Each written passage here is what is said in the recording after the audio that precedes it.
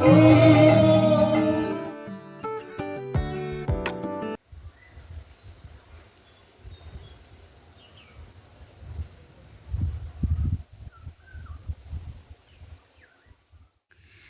বন্ধুরা, কেমন আছো সকলে? আশা করি ভালো আছো, আমিও ভালো আছি। আমার আরও একটি নতুন ব্লগে তোমাদেরকে অনেক অনেক স্বাগত জানাই। তো বন্ধুরা, আজকের ব্লগটা আমি শুরু করলাম সন্ধ্যার পর থেকে। তো সন্ধ্যাবাতি দেওয়া হয়ে গেছে, চাও খেয়ে নিয়েছি। মানে আজকে আমি চা খাইনি, ওই সন্ধ্যাবেলা আর কি শাশুড়ি মা খায়, তো রেগুলার করতে হয়, আমি খাই বা না খাই। তো মাকে চা করে দিয়ে আর এই তো দেখো এখানে বসে পড়েছি। এখন ঘড়িতে বাজি 7:30টার মতো। তো ছাতু দেখেছো কী সব বলছি, ছাতু নয় সরি, দই পাততে বসে পড়েছি। পাতানো বা বসানো যাই বলো না কেন। তো আমার যারা ব্লগ দেখো তারা দেখেই থাকবে বা জানোই, বলি যে আমি ঘরে এখন দই পাতছি। কারণ রোজের এই গরমে ভীষণ প্রচণ্ড দাবদাহ চলছে। সেই গরমে কিন্তু এখন টক দইটা কিন্তু রেগুলার খাওয়া খুবই ভালো। শরীর ঠান্ডাও থাকে আর স্বাস্থ্যের পক্ষেও ভালো। আর পেটের কোনো সমস্যা থাকলে সেটাও দূর হয়ে যায়, হজম বাড়ায়, অনেক কিছু উপকার। আশা করছি আমার বন্ধুরা তো সব কিছুই জানে। তো ওখানে দই বসিয়ে দিয়ে এখানে দেখো রুটি করতে চলে এসেছি। তো রুটি করছি, এই সময় আমার বর্মশাই বলল যে হরিনাম শুনতে যেতে হবে। তো তাই জন্যই আর কি আর দেরি করলাম না, দইটা পেতেই রুটিও করে নিলাম।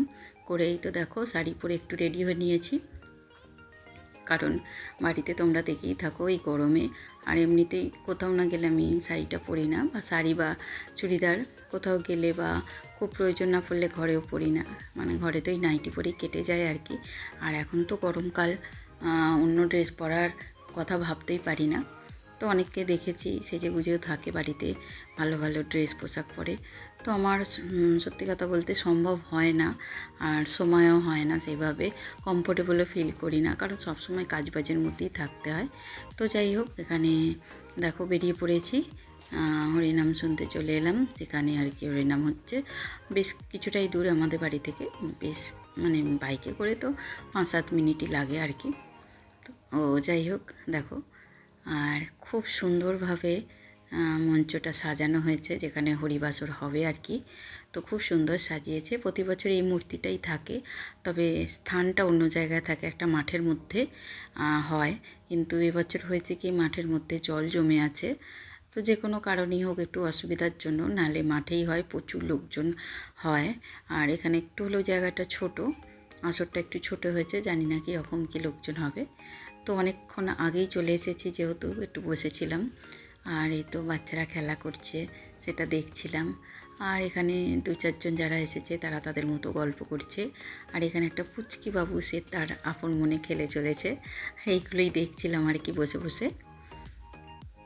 তারপরে এই তো আজকে যেহেতু প্রথম দিন, তো সেই জন্যই আর কি একটু দেরি করেই শুরু হলো। তো দেরি করার কারণটা হচ্ছে বন্ধুরা, আজকে যেহেতু প্রথম দিন অধিবাস হয়, তার জন্যই আর কি। তো যাই হোক, আজকে যিনি কীর্তন করবেন তিনি হচ্ছেন কীর্তন সম্রাট সুমন ভট্টাচার্যের ভাইপো। তো আগের বারে ওনার গান শুনেছি, খুবই ভালো কণ্ঠস্বর, মন ভরে যাবে আর কি। অল্প বয়স, একেবারেই বলতে গেলে ছোট ছেলে। তো বন্ধুরা তোমরাও শোনো, আশা করছি তোমাদেরও ভালো লাগবে। আর যদি ভালো লাগে লাইক কমেন্ট করো। আর যারা আমার চ্যানেলে নতুন আছো বন্ধুরা, আমার চ্যানেলটা সাবস্ক্রাইব করে আমার পাশে থেকো, তাহলে তোমাদেরকে সঙ্গে নিয়েই চলো হরিনাম শোনা যাক। ভিডিওটা স্কিপ না করে তোমাদের কাছে অনুরোধ রইল, পুরোটা দেখো বন্ধুরা, আশা করছি ভালো লাগবে। তো বন্ধুরা, হরিনাম শুনতে আমার খুবই ভালো লাগে। তো জানি না নিজেকে কতটা শোধরাতে পারি। আসলে আমরা মানুষ হয়তো অনেকেই আছি যারা লোভ দেখানো ভক্তি করি, হরিনাম শুনি, বাড়িতে হরিনাম দিই, কিন্তু নিজেকে পরিবর্তন করতে পারি না। আর যদি নিজেকেই না পরিবর্তন করতে পারলাম, তাহলে এসব শোনার, দেখার, করার কিছুই মানে হয় না। তাই চেষ্টা করতে হবে আগে নিজেকে পরিবর্তন করার। তো যাই হোক বন্ধুরা, হরিনাম শোনো, ভালো লাগবে।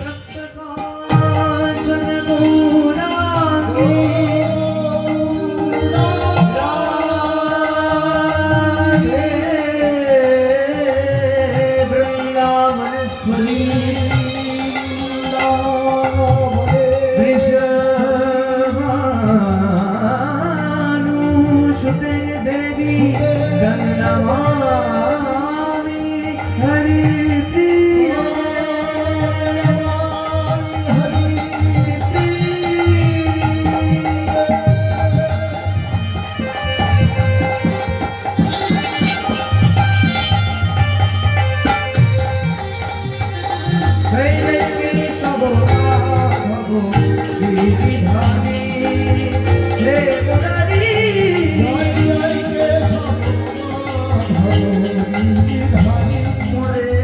রাখিতে চাহ বাঁধনে আটিয়া শতবার যায় বাঁধন কাটিয়া রাখিতে চাহ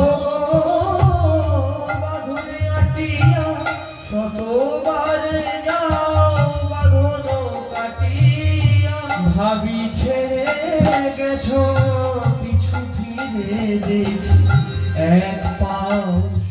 তো বন্ধুরা কীর্তন শেষ হয়ে গেল আর এবার আমরা উঠে পড়েছি।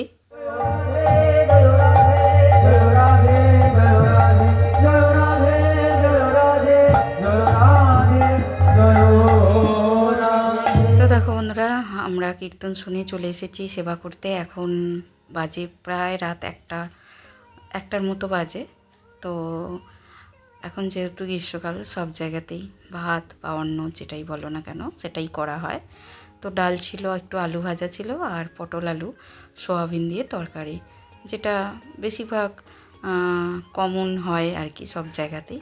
তো যাই হোক দুটো ভাত খাওয়া দাওয়া করে এই তো চলে এসেছি। আর এখানে তো আমাদের সমস্যা লেগেই আছে, সেটা হচ্ছে গেট পড়ে আছে, গেটে আটকে আছি আমরা। তো যাই হোক বন্ধুরা আজকের ভিডিওটা তাহলে এই পর্যন্তই রাখলাম। যদি তোমাদের ভালো লাগে আবারও বলছি লাইক কমেন্ট করো, চ্যানেলটা সাবস্ক্রাইব করে পাশে থেকো। তাহলে দেখা হচ্ছে তোমাদের সাথে খুব শীঘ্রই নতুন আর একটা ব্লগে। ততক্ষণের জন্য সকলে খুব ভালো থেকো, সুস্থ থেকো, টাটা।